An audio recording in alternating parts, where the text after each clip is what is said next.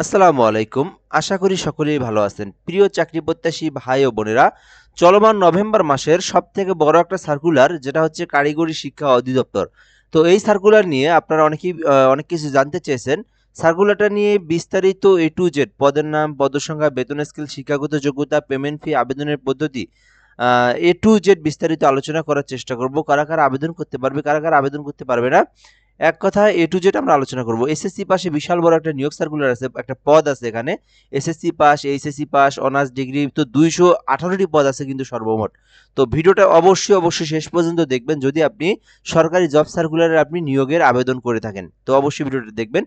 তো কারিগরি শিক্ষা অধিদপ্তর অধিদপ্তরাধীন technical teachers training college, polytechnic, monotechnic institute সমূহে ও আঞ্চলিক পরিচালকের কার্যালয় সমূহের রাজস্ব খাতভুক্ত নিম্নোক্ত পদসমূহে অস্থায়ীভাবে শূন্য পদের বিপরীতে সরাসরি নিয়োগের নিমিত্তে বর্ণিত শর্তে প্রকৃত বাংলাদেশি নাগরিকদের নিকটতে অনলাইন আবেদনের জন্য আহ্বান করে যাচ্ছে। অর্থাৎ এই বিষয়টা আপনাদেরকে বুঝতে হবে। এখানে বাংলাদেশের 64 জেলার যে কোনো প্রার্থী চাইলে আবেদন করতে পারবে। নারী পুরুষ সকলেই আবেদন করতে পারবে এবং অবশ্যই অনলাইনের মাধ্যমে আবেদন করতে হবে।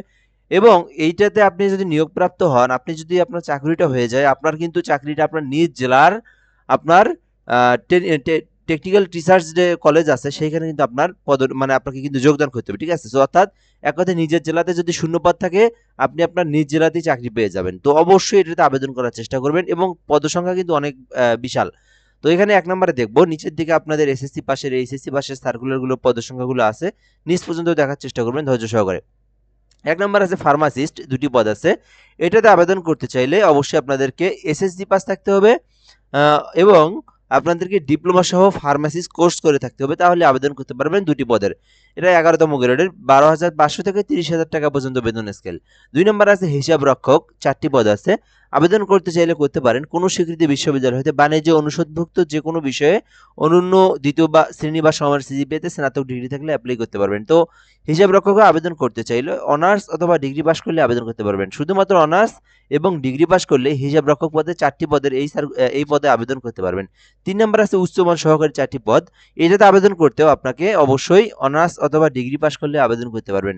অনার্স পাস অথবা ডিগ্রি পাস করলেও উচ্চমান সহকারী আবেদন করতে পারবেন। ইউডিএ কাম ডাটা প্রসেসর, তো এটাতে আবেদন করতে চাইলে করতে পারেন। একটি পদ আছে 14 গ্রেডের, যেটাতে আপনার শিক্ষাগত যোগ্যতা দেওয়া আছে স্বীকৃতি বিশ্ববিদ্যালয় হতে অনন্য দ্বিতীয় শ্রেণী বা সমমানের সিজিপিএতে স্নাতক ডিগ্রি থাকলে আপনারা ইউডিএ কাম ডাটা প্রসেসরে অ্যাপ্লিকেশন করতে পারবেন। 5 নম্বর আছে হিসাব রক্ষক, একটি পদ আছে। কোনো স্বীকৃতি বিশ্ববিদ্যালয় হতে বাণিজ্য অনুষদভুক্ত যে কোনো বিষয়ে অনন্য দ্বিতীয় শ্রেণী বা সমমানের সিজিপিএতে স্নাতক ডিগ্রি থাকলে অ্যাপ্লিকেশন করতে পারবেন। অর্থাৎ শুধুমাত্র শুধুমাত্র আপনাদের অনার্স অথবা ডিগ্রি পাস করতে হবে। তবে এটাতে আপনার বাণিজ্য শাখা থেকে যারা মানে অনার্স করছেন, অর্থাৎ অ্যাকাউন্টিং, হিসাব বিজ্ঞান, এগুলো থেকে যারা করছেন অ্যাপ্লিকেশন করতে পারবেন এবং যারা ডিগ্রি করছেন বাণিজ্য শাখা থেকে তারাও কিন্তু হিসাব রক্ষক পদে আবেদন করতে পারবেন। 6 নম্বর আছে কোষাধ্যক্ষ, 5টি পদ আছে কিন্তু এটাতে আবেদন করতে চাইলে করতে পারেন। এটাতেও আপনাদেরকে বিজনেস স্টাডিজ থেকে আপনাদেরকে অ্যাকাউন্টিং বা বাণিজ্য শাখা থেকে আপনাদেরকে অনার্স এবং ডিগ্রি করলে কোষাধ্যক্ষ পদে অ্যাপ্লিকেশন করতে পারবেন। 7 নম্বরে আছে 60 মুদ্রাক্ষরিক কাম কম্পিউটার অপারেটর, তো এটাতেও অনার্স এবং ডিগ্রি থাকলে অ্যাপ্লিকেশন করতে পারবেন। 8 নম্বর আছে লাইব্রেরিয়ান, 4টি পদ আছে। তো এইটাতেও আবেদন করতে চাইলে করতে পারেন। এটাতে আবেদন করার জন্য আপনাদেরকে লাইব্রেরিয়ান থেকে ডিপ্লোমা করতে হবে, অর্থাৎ ডিপ্লোমার করতে হবে। লাইব্রেরি কোর্স যেটা আছে আর কি, সেই ট্রেড থেকে আপনাদেরকে ডিপ্লোমা করলে আপনারা লাইব্রেরিয়ানতে আবেদন করতে পারবেন। 4টি পদ আছে 14 গ্রেডের। 9 নম্বর আছে কম্পাউন্ডার, 4টি পদ আছে। তো এইটাতে ফার্মাসিস্ট কাউন্সিল অনুমোদিত ফার্মাসিস্ট বা মেডিকেল অ্যাসিস্ট্যান্ট সার্টিফিকেট সহ 1 বছরের অভিজ্ঞতা, অর্থাৎ এইচএসসি পাশে আবেদন করতে পারবেন। তো আমরা কিন্তু অলরেডি এইচএসসির পর্যায়ে চলে আসছি। তো কম্পাউন্ডারে এইচএসসি পাশে আবেদন করা যায়, ফার্মাসিস্টের অভিজ্ঞতার প্রয়োজন আছে 1 বছরের। 10 নম্বরে আছে অফিস সহকারী কাম কম্পিউটার মুদ্রাক্ষরিক, 27টি পদ আছে। অলরেডি কিন্তু আমরা বড় বড় যে পদগুলো এগুলোতে চলে আসছি 10 নম্বর থেকে। তো এটাতে কিন্তু 27টি পদে নিয়োগ বিজ্ঞপ্তি প্রকাশ করা হয়েছে। তো শুধুমাত্র যারা এইচএসসি পাস করছেন এবং কম্পিউটারের বেসিক নলেজ আছে তারাই কিন্তু অফিস সহকারী কাম কম্পিউটার মুদ্রাক্ষরিকে আবেদন করতে পারবে। সো অবশ্যই এটাতে অ্যাপ্লিকেশন করার চেষ্টা করবেন যারা এইচএসসি পাস এবং কম্পিউটারের অভিজ্ঞতা আছে। এরপরে 11 নম্বরে দেখি স্টোর কিপার সার্ভেতে একটি পদ আছে। এটাতে আপনারা এইচএসসি পাস করে অ্যাপ্লিকেশন করতে পারবেন। 16 গ্রেডের এই সার্কুলারে শুধুমাত্র এইচএসসি পাস করলে আবেদন করতে পারবেন। ডাটা প্রসেসর 29টি পদ আছে। এটাতেও কিন্তু অনেক বড় একটা পদের সংখ্যা। এখান থেকে ডাটা প্রসেসর 29টি পদ আছে। শুধুমাত্র এইচএসসি পাস করলেই ডাটা প্রসেসরে অ্যাপ্লিকেশন করতে পারবেন। এটাতেও কিন্তু আপনার 16তম গ্রেডের 29টি পদ আছে, অ্যাপ্লিকেশন করতে পারেন। এরপরে যদি আমরা দেখি 13 নম্বরে এলডিএ কাম ডাটা প্রসেসর 3টি পদ আছে। এইচএসসি পাস করে অ্যাপ্লিকেশন করতে পারবেন।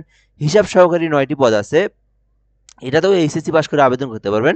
তবে হিসাব সহকারীতে আবেদন করতে অবশ্যই আপনাদেরকে বিজনেস স্টাডিজ নিয়ে পরীক্ষা দিতে হবে, অর্থাৎ এইচএসসিতে থাকতে হবে বিজনেস স্টাডিজ, তাহলে কিন্তু আপনারা হিসাব সহকারীতে আবেদন করতে পারবেন। এলডিএ কাম কেশিয়ার একটি পদ আছে। এটাতেও কিন্তু আপনাকে বিজনেস স্টাডিজ থেকে এইচএসসি পাস করলে আপনারা এলডিএ কাম কেশিয়ারে আবেদন করতে পারেন, একটি পদ আছে। এলডিএ কাম টাইপিস্ট একটি পদ আছে। তো এইচএসসি পাশে আবেদন করতে পারবেন এবং কম্পিউটারের যে বেসিক নলেজ এইটা থাকলে কিন্তু আপনারা এলডিএ কাম টাইপিস্টে আবেদন করতে পারেন 16 গ্রেডের। এরপরে যদি আমরা দেখি সহকারী লাইব্রেরিয়ান 11টি পদ আছে। তো বিজ্ঞান নিয়ে যারা স্নাতক বা ডিগ্রি পাস করছেন তারা কিন্তু সহকারী লাইব্রেরিয়ান কাম ক্যাটালগারে আবেদন করতে পারেন। 16 গ্রেডের 11টি পদ আছে। ক্যাশ সরকারি 2টি পদ আছে, আবেদন করতে পারেন। সো এটাতেও আপনারা এই এসএসসি শুধুমাত্র এসএসসি পাস করছেন, ক্যাশ সরকার আবেদন করতে পারেন, 2টি পদ আছে। ফিল্ডম্যান শুধুমাত্র এসএসসি পাস করছেন, ফিল্ডম্যানটা আবেদন করতে পারেন, 8টি পদ আছে। সব থেকে বড় যে পদটা এই সার্কুলারের মধ্যে অফিস সহায়কে 96 পদ সংখ্যা 20তম গ্রেডের এসএসসি পাশে আবেদন করবেন। যারা এসএসসি পাশে চাকরি খুঁজে থাকেন অবশ্যই আপনারা এই অফিস সহায়কে আবেদন করতে পারেন। নিজের জেলাতে 20তম গ্রেডের আবেদন করবেন অবশ্যই। এটার পরীক্ষাটা জাস্ট ঢাকাতে হবে, হতে পারে এটা বিভাগীয় পর্যায়ে পরীক্ষার সম্ভাবনা অনেকটাই আছে, যেহেতু আপনারা জেলা পর্যায়ে এটা নিয়োগ দেওয়া হবে। সো আবেদন করতে পারেন। 96টি পদ আছে, শুধুমাত্র এসএসসি পাস এটাতে আবেদন করতে পারেন। এখন আবেদনটা করবেন কিভাবে? সব থেকে ইম্পর্টেন্ট যে জিনিসটা এটা আপনাদেরকে দেখতে হবে। আবেদনের জন্য যারা পিসি, ল্যাপটপ, কম্পিউটার থেকে আবেদন করতে পারবেন নিজেরাই, তারা dter.teletalk.com.bd থেকে আবেদন করতে পারবেন। আর যারা ঘরে বসে থেকে আবেদন করে নিতে চান, অনেকে আবেদনের জন্য দোকানে যায়, বাজারে যায়। এখন আর বাজারে যাওয়ার প্রয়োজন নাই, আমাদের থেকে হোয়াটসঅ্যাপের মাধ্যমে যোগাযোগ করে আপনার সরকারি চাকরির যে কোনো সার্কুলারের জন্য যোগাযোগ করে আবেদন করে নিতে পারেন। আমরা কিন্তু নির্ভুল, নিখুঁত, সুন্দরভাবে অ্যাপ্লিকেশন করে দেই। জাস্ট একটা ফর্ম দেব, সেই ফর্মটা পূরণ করে ইনফরমেশনগুলো দিবেন, আপনাকে আবেদন করে অ্যাপ্লিকেশন কপিটা আপনার হোয়াটসঅ্যাপে পিডিএফটা পাঠিয়ে দেওয়া হবে। সো চাইলে হোয়াটসঅ্যাপের মাধ্যমে আপনার আবেদনটা নির্ভুল, নিখুঁতভাবে করে নিতে পারেন। 01775830312 01775830312 এই নম্বরে হোয়াটসঅ্যাপে আপনাদেরকে যোগাযোগ করতে হবে, তাহলে কিন্তু আপনারা অ্যাপ্লিকেশনটা করে নিতে পারবেন। এরপরে যদি আমরা এখান থেকে দেখি অনলাইনে আবেদনের জন্য শুরু যেটা হয়েছে, আবেদনটা 13 তারিখে শুরু হয়েছে, শেষ হবে 3/12/2025, অর্থাৎ ডিসেম্বর মাসের 3 তারিখে আবেদনটা শেষ হবে। সো এর মধ্যেই কিন্তু আপনাদেরকে এই সার্কুলারের অ্যাপ্লিকেশনটা করতে হবে। এরপরে যদি আমরা একটু দেখি এদিক থেকে পেমেন্ট ফিটা, সব থেকে যে ইম্পর্টেন্ট বিষয়টা, কোন পদের জন্য কত টাকা ফি প্রদান করতে হবে। তো এখানে কিন্তু গ্রেড অনুযায়ী পেমেন্ট ফি দিতে হয়। তো এখানে একটা কথা বলে নিই, এখানে যে পেমেন্টটা দেখতেছেন এর থেকে কিন্তু 2টা এসএমএস কিন্তু ফি বাবদ 6 টাকা থেকে 7 টাকা কেটে নেয়, অর্থাৎ একটা এসএমএস দিলে 2টা এসএমএস দিয়ে পেমেন্ট ফি দিতে হয়, যেটার জন্য আপনার 6 থেকে 7 টাকা কেটে নেয়। তো এখান থেকে আমরা দেখব আপনাদের নিজেরা যারা অ্যাপ্লিকেশন করবেন তাদের টেলিটক সিম থাকতে হবে অবশ্যই, এবং টেলিটক সিমে এই পেমেন্ট ফি যে টাকাটা এটা কিন্তু আপনাকে রিচার্জ করতে হবে টেলিটক সিমে, দেন কিন্তু আপনাদেরকে অ্যাপ্লিকেশন থেকে ইউজার আইডি দিয়ে পেমেন্ট ফিটা দিতে হবে। তো যারা নিজেরা আবেদন করবেন তাদের জন্য এই বিষয়গুলো, এবং আবেদনের ফিটা দেখেন আমরা কয় টাকা দিতে হবে আপনাদেরকে কোন পদের জন্য। তো প্রতিটি পদের জন্য আবেদনের প্রতি ক্রমিক নং 1 থেকে 1 নং পরীক্ষার ফি বাবদ, অর্থাৎ 1 নং ক্রমিক পদের জন্য 168 টাকা ফি প্রদান করতে হবে, অর্থাৎ 1 নং ক্রমিক পদের জন্য 168 টাকা ফি প্রদান করতে হবে। সো এখান থেকে দেখব 2 থেকে 17 নং ক্রমিক পদের জন্য 112 টাকা ফি প্রদান করতে হবে। তো এইটাতে আবার 2টা এসএমএস আছে, 2টা সহ 120 টাকা, অর্থাৎ যারা নিজেরা পেমেন্ট দিবেন 120 টাকা আপনাদের টেলিটক সিমে রিচার্জ দিবেন, তারপরে আপনারা আবেদনের পেমেন্ট ফি দিবেন 2 থেকে 17 নং পদের ফির জন্য। এরপরে যদি আমরা দেখি 18 থেকে 20 নং ক্রমিক পদের জন্য 56 টাকা ফি প্রদান করতে হবে। এটার সাথে 2টা এসএমএস সহ প্রায় 63 টাকা আপনাদের পেমেন্ট ফি চলে আসবে। তো আপনারা মোটামুটি 65 টাকা রিচার্জ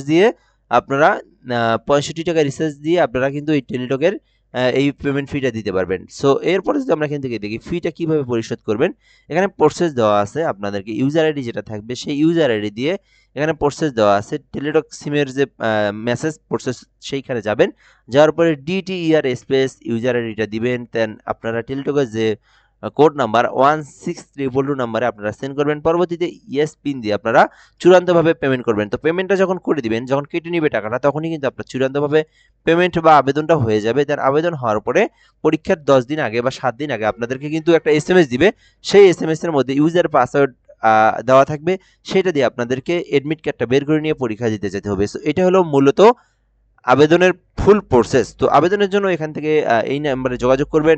এই যে এই ওয়েবসাইট থেকে আপনারা আবেদন করতে পারবেন। আর আবেদনটা অবশ্যই ৩ তারিখের আগে আবেদন করতে হবে।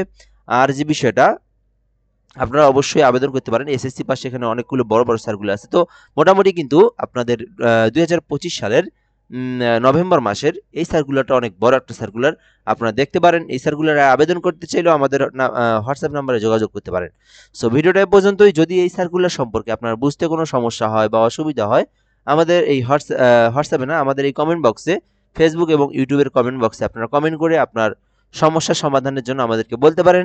২০ মিনিটের মধ্যে আমরা আপনার যে বিষয়টা, যে সমস্যাটা হয়েছে, এটা আমরা রিপ্লাইয়ের মাধ্যমে জানিয়ে দেওয়ার চেষ্টা করব। সো এই হলো মূলত আজকের আ আজকের এখন সার্কুলার দেখলাম। আজকের কারিগরি শিক্ষা অধিদপ্তরের নিয়োগ